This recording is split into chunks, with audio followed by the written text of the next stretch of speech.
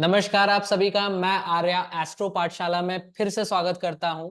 आज हम दोबारा लेकर आए हैं एक ऐसे टॉपिक को जिसकी आपने बहुत ज्यादा गुजारिश की थी, आपने रिक्वेस्ट करी थी। जैसे कि आपको पता है कि हम लोग सीरीज लेकर आए हैं बृहस्पति की 12 भावों में। इसीलिए आज हम बात करेंगे बृहस्पति के दूसरे भाव में प्रभाव की। और इसको डिस्कस करने के लिए हमारे साथ मौजूद हैं विश्वविख्यात ज्योतिषाचार्य श्रीमती सुनीता शर्मा जी। प्रणाम मैम, स्वागत है आपका हमारे यूट्यूब चैनल पर। प्रणाम। पिछले एपिसोड में हम लोग गुरु के पहले भाव में हम लोग डिस्कस किए थे, बातें किए थे। जी। और आज हम लोग गुरु के दूसरे भाव में बातें करेंगे। गुरु की जब बातें होती है तो गुरु के साथ गुरु दीक्षा की बहुत बड़ा संबंध है। अभी कुछ दिन पहले ही हम लोग की गुरु दीक्षा, जो गुरु पूर्णिमा बीती है, उस समय बहुत सारे हमारे जो छात्र हैं, जो शिष्य है, अपने गुरु से गुरु दीक्षा लेना चाहते हैं।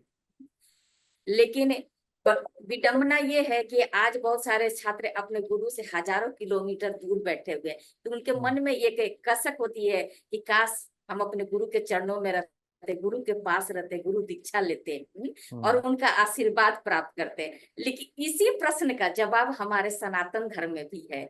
एक महाभारत में एकलव्य, एकलव्य की एक कहानी सारे कोई जानते हैं कि एक एकलव्य थे जो अपने गुरु द्रोणाचार्य का मूर्ति बनाकर उनके सामने धनुर्विद्या का ज्ञान अर्जित किए थे।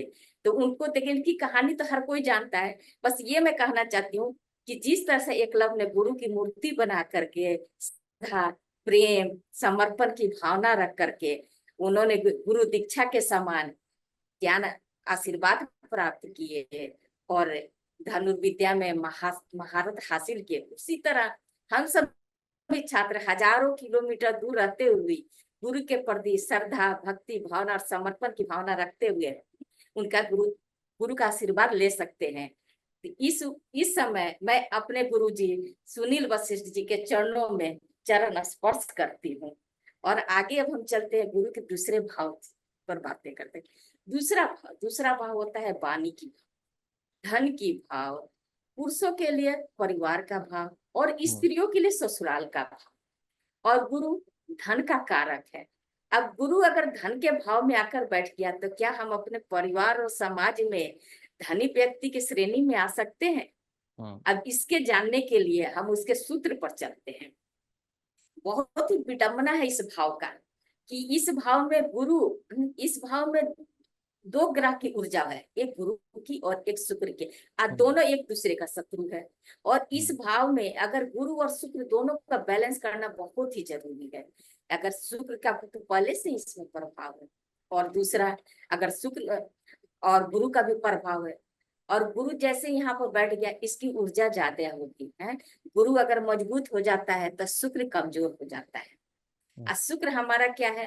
रिलेशनशिप है, दाम्पत्य जीवन है, आंतरिक खुशी है, इसमें कमी आ जाती है। तो अब पहले तो ये देखते हैं कि गुरु यहाँ पर मंदा है या शुद्ध है। तो इसको चेक करने के लिए हम पहले देखेंगे दूसरे भाव, 5वें, 9वें, 11वें और 12वें भाव में गुरु के कोई शत्रु बुध, शुक्र और राहु तो नहीं बैठा है। कुंडली में चंद्र ग्रहण, मंगल बद, सूर्य ग्रहण तो नहीं है।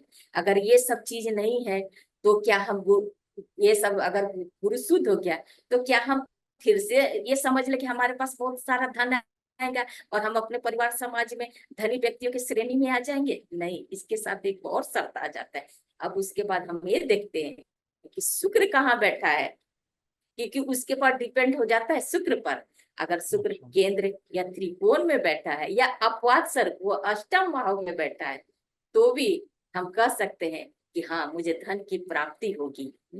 अब ये देखेंगे अगर दूसरे जगह शुक्र बैठा है तो ऐसा नहीं कि धन की प्राप्ति होगी, लेकिन क्या होगा? कठिनाई से होगी, संघर्ष के साथ प्राप्त होगा। ये होते। अब ये दूसरा भाव धन का भाव है, लेकिन कौन सी धन, इसके भी बारे में हमको बात करना पड़ेगा। ये धन वो बचत की भाव, जिस चीज को हम लोग जैसे किसी सैलरी वाले जो व्यक्ति है जिसकी मंथली आती है, कोई बिजनेस है, वो जो अपने पूरे खर्चे करने के बाद जो पैसे की जो बचत करते हैं और उस बचत से अपने आगे के भविष्य का निर्माण करते हैं, जो अपने आगे परिवार और समाज में जो नजर आते हैं कि हाँ ये धनी व्यक्ति। तो धनी किस तरह से हम बनते हैं?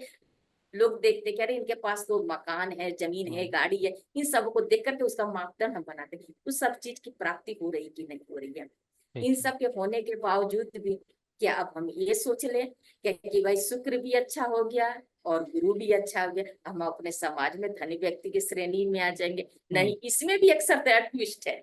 अब ये अच्छा। अगर हम अगर गुरु का कार्य करते हैं तो गुरु मजबूत हो गया है। और जब गुरु मजबूत हो जाता है तो वो धन का अपेक्षा नहीं करता, वो समाज सेवा में लग जाता है। जब उसके पास धन का अपेक्षा ही नहीं करेगा, धन से प्रेम ही नहीं होगा, तो बचत क्या करेगा? जब बचत नहीं करता तो धनी भी नहीं कहलाएगा है। तो या और उसके पास ऐसा नहीं कि पैसा नहीं आएगा, पैसे ही आ जाएगा, क्योंकि उसके धन से कोई भी कनेक्शन नहीं रहेगा, वो समाज के प्रति अच्छा। सोचेगा। तो उस तो अब हमें धनी बनने के लिए फिर हमें क्या है, शुक्र का जो कार्य होगा, शुक्र संबंधित कार्य करना पड़ेगा। तो ठीक है। शुक्र संबंधित कार्य का अर्थ क्या होता है कि जैसे आप स्त्रियों के पसंद की काम, जैसे ब्यूटी पार्लर, फैशन डिजाइनिंग, फिल्मी दुनिया, मीडिया, ये कृषि का कार्य, मिट्टी का कार्य, इस तरह के जो शुक्र से संबंधित कार्य होते हैं, उन सारी कार्य से जो हमारे धन होंगे तो उसमें हमारी बचत होगी और हम धनी श्रेणी में आ सकते हैं, धनी व्यक्ति के श्रेणी में इन कार्य करने के लिए। लेकिन यहाँ पर बहुत ही ट्विस्ट वाली कहानी है कि दोनों का बैलेंस करना बहुत जरूरी है। जरूर। किसी कारण मान लीजिए शुक्र संबंधी समस्या आ रही है हमारे जीवन में, अगर दाम्पत्य जीवन खराब हो रहा है, शादी नहीं हो रही है, या जो अगर पत्नी है, पत्नी की तबीयत खराब रह रहा है, स्वास्थ्य खराब रह रहा है उसका, तो उस समय हम एक उपाय कर सकते हैं। जो पुरुष है अपने वजन के बराबर गौशाले में जाकर के गाय को जवार आती है, जवार दान कर सकते, उससे खिला सकते हैं। अगर ज्यादा तबीयत खराब है तो हम सप्ताह सप्ताह में भी कर सकते हैं, नहीं तो मत कम से कम आपको 5 से 6 मंथ करना ही पड़ेगा। अच्छा। और हम शुक्र को किस तरह से मजबूत करेंगे, हम अपने शरीर को साफ सुथरा सुंदर बना करके रखेंगे, इत्र का प्रयोग करेंगे। और घर में मिट्टी का, आजकल के घर तो मिट्टी के किसी के पास है नहीं, तो अब आज के समय में हम क्या कर सकते हैं, एक गमले में मिट्टी लेंगे, उसको अपने घर में रखेंगे, वो शुक्र का स्थान बन गया है। इसके सिवा शुक्र दही भी होती है, तो हम दही का भी सेवन कर सकते हैं।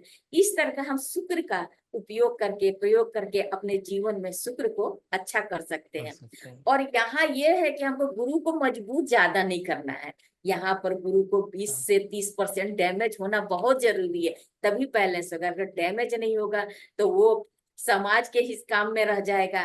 तो इसलिए हमको यहाँ अपना घर गृहस्थी के साथ धन की भी अर्जन करना, हमको बैलेंस करना बहुत ही जरूरी है। इस तरह दोनों को बैलेंस करके हम अपना आगे के दिशा निर्देश कर सकते हैं, अपना फ्यूचर बना सकते हैं। जैसे हो गया गुरु, गुरु का कार्य कैसे हो गया, जैसे हम मान लीजिए मजबूत कैसे करेंगे गुरु को, हम शिक्षा का काम करना शुरू कर दिए, सुनार का काम शुरू कर दिए, किसी को उपदेश देना शुरू कर दिए, ये सब सारे गुरु का कार्य है।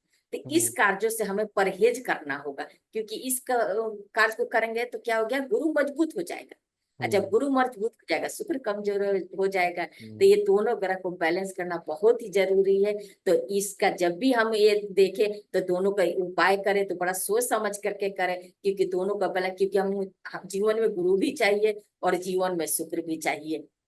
तो दोनों को बैलेंस करके हमको चलना है। तो जब भी उपाय करें तो बड़ा सोच समझ करके, देख करके उपाय करके, मुझे किसकी जरूरत है अपने जीवन में, शुक्र की जरूरत है कि गुरु की जरूरत है, ये मेरा विचार रहा। आगे फिर ठीक है मैम, बेसिकली आपने ये बताया कि एक व्यक्ति के लिए बुध, ये बृहस्पति और शुक्र दोनों जरूरी है, लेकिन क्योंकि हाँ। हम कलयुग में हैं तो हमारा फोकस जो होना चाहिए वो शुक्र पे ज्यादा होना चाहिए, हाँ, क्योंकि भाई लेकिन ये ये बात बात है कि सच भी गुरु है। का ज्ञान भी चाहिए।